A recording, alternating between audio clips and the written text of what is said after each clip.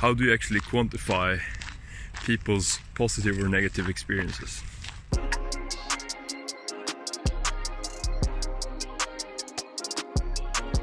In order to break this particular example down, I think 3 questions are very, very important. First one, what kind of data do we have? What do we know? What does that data mean? How can we visualize that particular data? So let's start with what data do we have?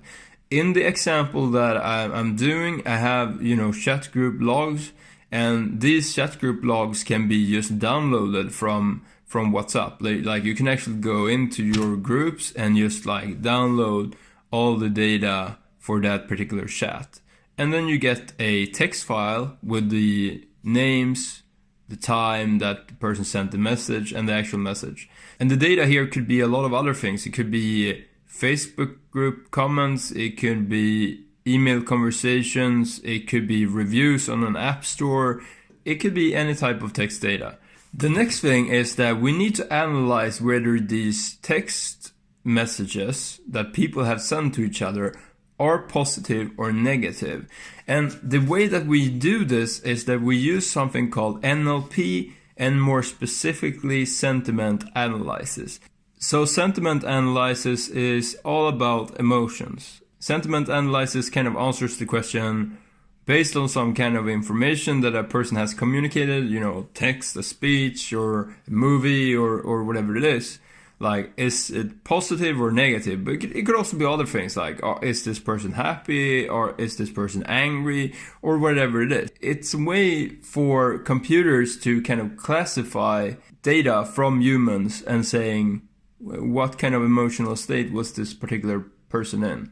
And then when we have that data, we want to show it for ourselves in a very simple way. Like, the problem is that this polarity is just numbers. So like every single sentence will get a number from -1 to +1, and where -1 would be negative and where +1 would be positive. But the problem with that data is that it's very, very noisy. So what I did here was I did something called a moving average, which means like I took a average of a number of sentences together, and I plotted that on the graph instead to kind of get a more smoother line where I can understand how the polarity of the whole group was changing over time. And I think that is really the most important thing here. So this was a quick breakdown.